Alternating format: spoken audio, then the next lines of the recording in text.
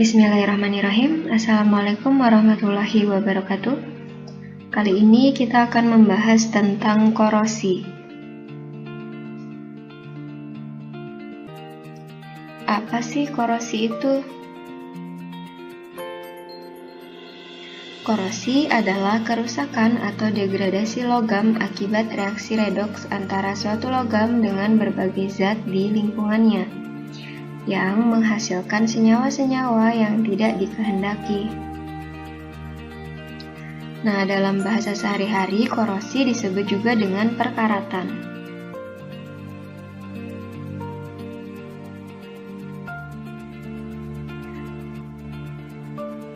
Korosi atau perkaratan sangat lazim terjadi pada besi.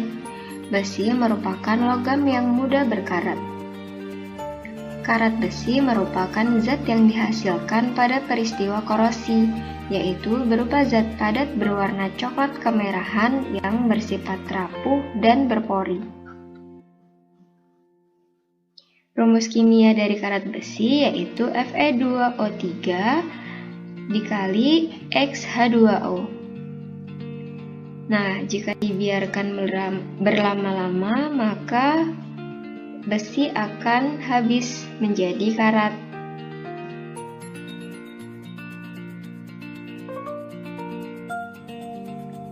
Dampak dari peristiwa korosi bersifat sangat merugikan. Contoh nyata adalah keroposnya jembatan, bodi mobil, ataupun berbagai konstruksi dari besi lainnya seperti kapal laut. Nah, karena itu sangat penting bila kita sedikit tahu tentang apa itu korosi, sehingga kita bisa mengambil langkah-langkah untuk mengantisipasi terjadinya korosi. Peristiwa korosi sendiri itu merupakan proses elektrokimia, yaitu proses yang melibatkan adanya aliran listrik. Bagian tertentu dari besi bisa berlaku sebagai kutub negatif, sementara bagian yang lainnya bisa berlaku sebagai kutub positif. Elektron akan mengalir dari anoda ke katoda, sehingga terjadilah peristiwa korosi.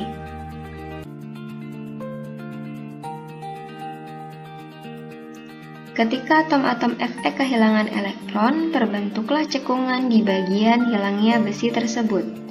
Selanjutnya, elektron-elektron yang terlepas tadi akan mengalir ke bagian dengan konsentrasi oksigen yang tinggi, yang pada umumnya terletak di tepi tetesan air tempat terbentuknya cekungan itu tadi.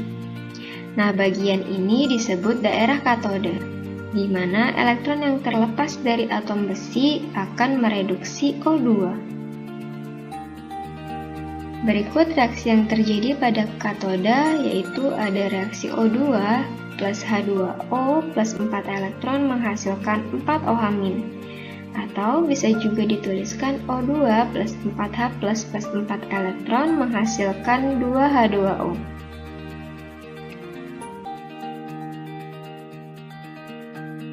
Selanjutnya, proses pembentukan karat.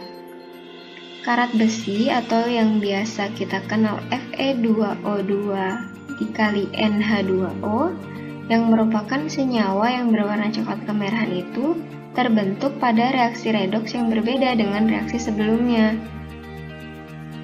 Ion-ion Fe2+ yang terbentuk pada daerah anoda itu terdispersi ke dalam air dan bereaksi dengan O2 membentuk Fe3 dalam karat.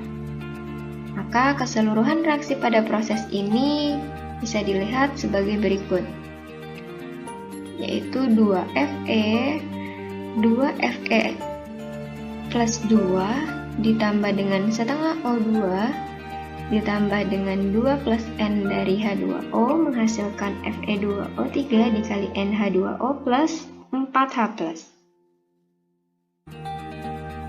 Selanjutnya akan kita bahas apa sih faktor penyebab terjadinya korosi. Nah, yang pertama ada konsentrasi O2 dan O2. Yang pertama ada konsentrasi H2O dan O2. Dalam kondisi kelembaban yang lebih tinggi, besi akan lebih cepat berkarat. Selain itu, dalam air yang kadar oksigennya terlalu berlarut lebih tinggi, perkaratan juga akan lebih cepat. Hal ini sebagaimana air dan oksigen masing-masing berperan sebagai medium terjadinya korosi dan agen pengoksidasi dari besi.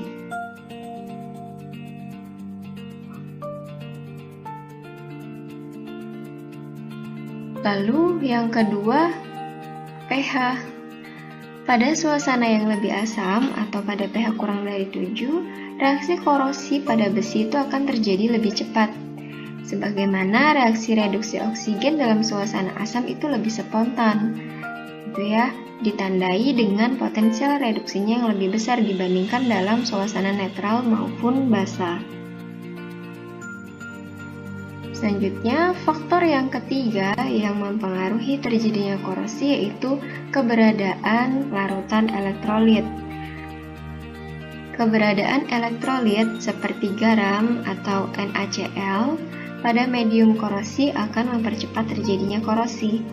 Sebagaimana ion-ion elektrolit itu membantu menghantarkan elektron-elektron bebas yang terlepas dari reaksi oksidasi di daerah anoda kepada reaksi reduksi pada daerah katoda.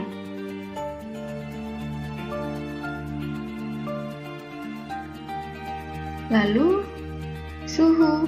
Semakin tinggi suhu, maka semakin cepat terjadinya korosi.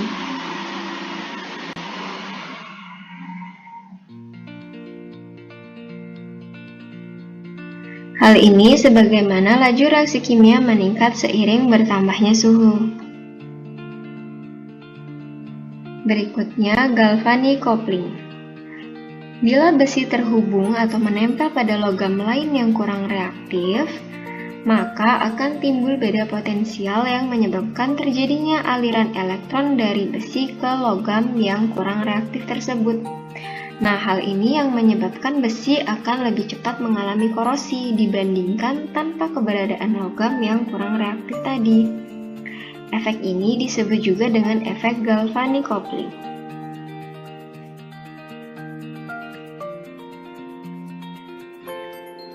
Lalu, bagaimana sih cara mencegah korosi pada besi?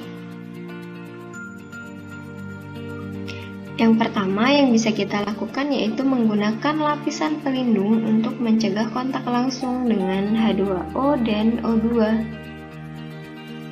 Nah, jadi kita bisa menggunakan lapisan pelindung yang bisa digunakan untuk mencegah korosi. Di antaranya ada lapisan cat, lapisan oli, lapisan plastik, dan pelapis logam lain seperti Sn, Zn, dan Cr.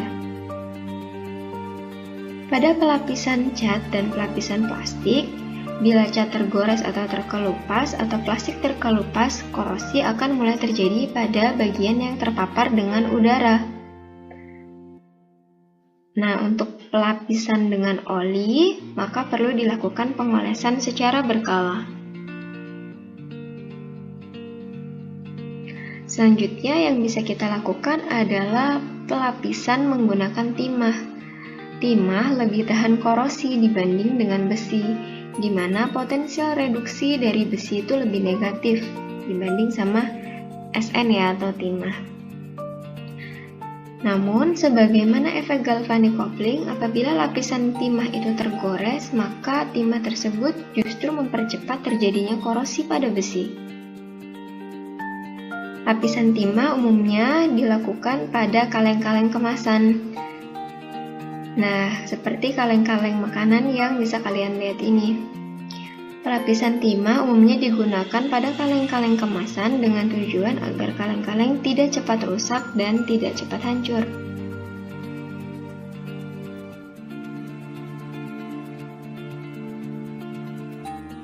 Berikutnya, kita bisa juga mencegah korosi dengan pelapisan zinc. Zinc lebih reaktif dibandingkan dengan besi.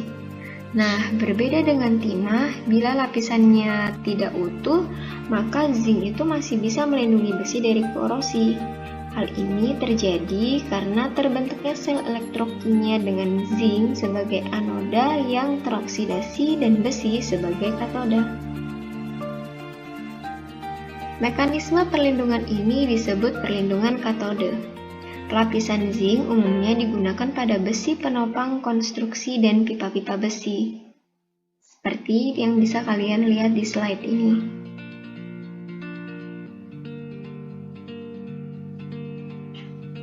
Lalu berikutnya kita bisa melakukan pelapisan dengan kromium. Kromium lebih reaktif dibanding dengan besi. Nah, sama seperti zinc, mekanisme pelindungan katoda juga terjadi pada pelapisan kromium, meskipun ada lapisan kromium yang rusak. Pelapisan kromium umumnya digunakan pada ketel atau ceret ya, kemudian stang sepeda dan bemper mobil.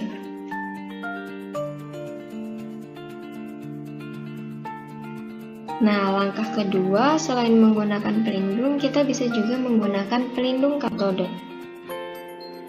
Pelindung katoda kita bisa menggunakan logam lain yang lebih reaktif sebagai anoda korban.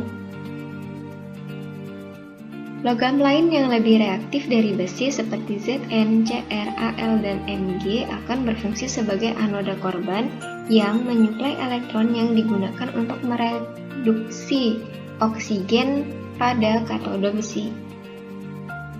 Metode perlindungan katoda ini dapat dilakukan dengan pelapisan seperti pada galvanisasi dan chrome plating ataupun dengan hanya menghubungkan logam anoda korban dengan besi. Sebagai contohnya, pipa besi yang ditanam di bawah tanah dan badan kapal laut umumnya dihubungkan dengan batang magnesium. Jadi, magnesiumnya itu yang berfungsi sebagai anoda korban dan besi menjadi katoda yang terlindungi dari korosi. Namun, batang magnesium itu tetap harus diganti secara berkala.